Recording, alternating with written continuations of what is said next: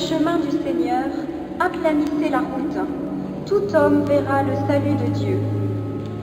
Alléluia, Alléluia, Alléluia, Alléluia,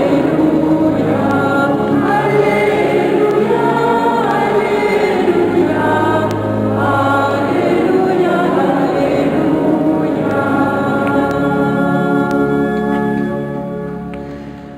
Le Seigneur soit avec vous. Évangile de Jésus-Christ selon saint Matthieu.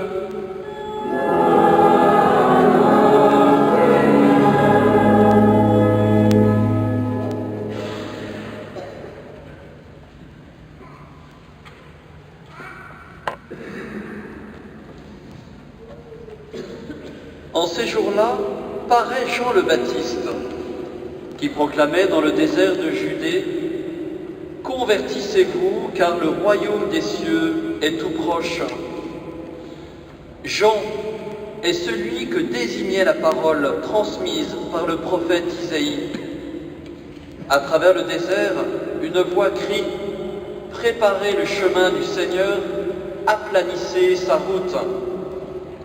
Jean portait un vêtement de poil de chameau, une ceinture de cuir autour des reins. Il se nourrissait de sauterelles et de miel sauvage. Alors Jérusalem, toute la Judée et toute la région du Jourdain venaient à lui, et ils se faisaient baptiser par lui dans le Jourdain en reconnaissant leurs péchés. Voyant des pharisiens et des sadducéens venir en grand nombre à ce baptême, il leur dit: Engeance de vipères, qui vous a appris à fuir la colère qui vient? Produisez donc un fruit qui exprime votre conversion, et n'allez pas dire en vous-même: Nous avons Abraham pour père. Car, je vous le dis, avec les pierres que voici, Dieu peut faire surgir des enfants à Abraham. Déjà, la cognée se trouve à la racine des arbres. Tout arbre qui ne produit pas de bons fruits va être coupé et jeté au feu. Moi, je vous baptise dans l'eau pour vous amener à la conversion. Mais celui qui vient derrière moi est plus fort que moi, et je ne suis pas digne de lui retirer ses sandales. Lui vous baptisera dans l'Esprit Saint et dans le feu. Il tient la pelle avanée dans sa main. Il va nettoyer son aire à battre le blé. Il amassera le grain dans son grenier. Quant à la paille, il la brûlera dans un feu qui ne s'éteint pas. Acclamons la parole de Dieu.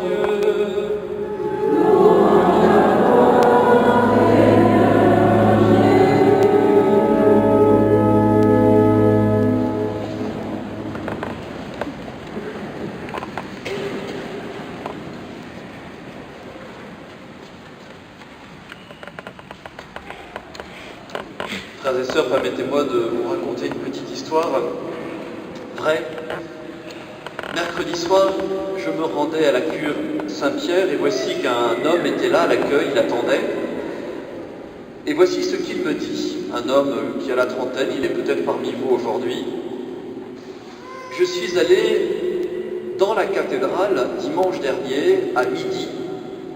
Je pensais trouver une église vide, car dans mon esprit, les églises sont naturellement vides.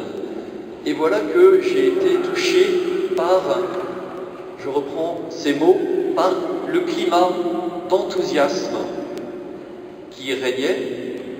Et puis, j'ai entendu des grands qui avaient un foulard autour du cou, qui ont témoigné de leur projet. Et donc, je suis resté jusqu'au bout, j'ai entendu le chant, l'orgue. Je suis allé tourner autour des tables, et puis il a rencontré quelqu'un qui va le voir, quelqu'un qu'il connaissait, un de ses amis, et il lui dit mais Brice, je ne savais pas que tu étais chrétien. Et ce garçon qui s'appelle Brice, qui est peut-être parmi vous, lui dit: écoute, je suis catéchumène. Ce garçon est reparti, et mercredi soir, il était à la cure Saint-Pierre pour demander des renseignements. Donc il me les demande et me dit, voilà, je souhaiterais à mon tour me préparer au baptême comme Brice. Je continue. Hier soir, nous avions cette belle veillée missionnaire pour accueillir les Chalonnais qui aiment venir en pèlerinage à quelques grandes occasions de l'année. Et voilà qu'un grand jeune se tenait sur ma droite, à quelques mètres de distance du Saint-Sacrement qui était exposé. Et une missionnaire, c'est-à-dire une paroissienne en mission, l'approche et lui dit « Vous êtes invité à vous rapprocher du Seigneur qui est là sur cet autel. » Et le garçon lui dit « Non, non, je suis à la bonne distance. » Et donc Florence commence à être en conversation avec lui, Nicolas, et ce garçon lui dit « Mais vous savez, moi j'ai un rêve, je suis étudiant maintenant, j'ai un rêve, c'est de me préparer au baptême. » Alors, vous vous rendez compte, en 2 jours, nous avons la joie d'être sollicités, nous, communauté de baptisés, communauté paroissiale, d'être sollicités pour accueillir et accompagner 2 jeunes hommes vers le baptême. Le baptême, nous l'avons entendu, c'est le baptême dans l'Esprit Saint et dans le feu. C'est notre trésor et c'est le trésor que nous avons à partager. Mais allons un petit peu plus loin. Vous avez entendu cette parole extrêmement vigoureuse de Saint Paul. Comme d'habitude, Saint Paul, surtout dans l'Épître aux Romains, nous donne un enseignement très, très tonique. Et il nous dit ceci, et là il nous parle à nous, communauté paroissiale, d'un même cœur, d'une même voix, rendez gloire à Dieu, le Père de notre Seigneur Jésus-Christ. Saint Paul complète l'Évangile, en quelque sorte. L'Évangile nous invite à accueillir notre baptême pleinement, et une des conséquences de ce baptême, eh bien, c'est d'être un seul cœur, une même voix, pour rendre gloire à Dieu. Concrètement, de quoi s'agit-il? Vous voyez, nous sommes en communauté, nous sommes réunis, vous écoutez avec moi la même parole de Dieu. Saint Paul nous dit la première chose, accueillez-vous donc les uns les autres, comme le Christ vous a accueillis pour la gloire de Dieu, vous qui étiez païens. Alors nous sommes déjà dans le premier tiers de la messe, vous commencez à vous dire que froid vous envahit. Je vais vous proposer un petit exercice qui se substituera tout à l'heure à l'échange de la paix du Christ. Pour que cette invitation à s'accueillir mutuellement ne soit pas une parole vaine, je vais vous inviter, navré pour tous ceux qui sont un peu timides, mais je vais vous inviter à vous accueillir mutuellement au nom du Christ. S'il vous plaît, saluez-vous entre voisins et n'hésitez pas peut-être à dire votre prénom de baptisé et peut-être de dire simplement si vous êtes une personne un peu seule qui aimerait être accueillie. À vous la parole.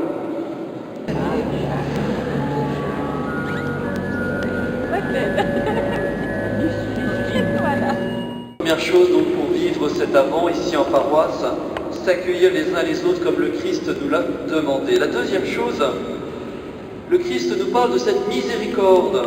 C'est en raison de la miséricorde de Dieu que nous, que les nations peuvent lui rendre gloire. Alors vous avez constaté à l'instant que votre voisin avait une assez bonne tête, qui sentait bon. Nous tous, en tout cas je l'espère, nous sommes passés par notre salle de bain hier soir ou ce matin. Et là il est question d'une autre sorte de douche que le Seigneur suggère, sollicite. C'est la douche de la miséricorde. Alors vous voyez, de la même façon eh bien, que vous sentez bon, parce que vous êtes beau et parfumé, eh bien, je vous invite pour Noël à avoir en vous la bonne odeur du Christ. C'est cette bonne odeur qui peut éventuellement déterminer nos contemporains à demander le baptême. Sentir que nous n'avons pas que du maquillage, enfin, j'espère pas trop, du maquillage, mais que nous avons aussi en nous le Christ Jésus bien vivant. C'est pour cette raison, pour nous permettre d'avoir cette douche intérieure, que nous faisons tout notre possible avec le Père Jean-Michel et le Père Gabriel pour vous donner cette absolution. Enfin, pour ne pas trop prolonger, Vous l'avez compris, notre mission à tous,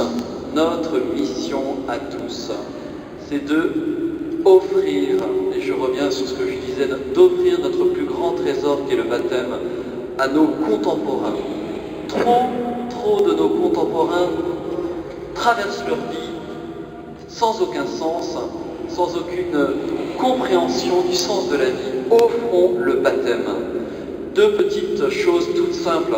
Je vous invite, vous voyez, à prendre cette feuille à la sortie qui indique les horaires des messes. Si chacun prend une petite feuille et l'offre à quelqu'un qui n'est pas très habitué à la vie paroissiale, eh bien vous aurez gagné un cœur. Enfin, vous avez aussi comme autre outil tout simple, l'invisible. L'invisible de Noël, qui est assez bien fait, j'espère, je crois, je pense, et que vous pouvez, s'il vous plaît, offrir aussi à votre voisin de palier, à votre voisin d'immeuble, de quartier. Et si vous n'avez pas la patience, ou si vous ne souhaitez pas offrir un invisible, vous pouvez éventuellement participer à son financement. Il a coûté environ 850 € à la paroisse. C'est mon passé de commercial qui remonte à la surface. N'hésitez pas, pour ceux qui sont, ceux qui veulent faire autre chose, à faire un chèque missionnaire. Voilà, frères et sœurs, et bien Saint Paul nous invite donc à rentrer en profondeur dans cet avant avec ces trois pistes: l'accueil mutuel, la miséricorde, la mission, qui nous permettront ainsi de montrer aux autres que nous sommes un seul cœur et une même voix. Amen.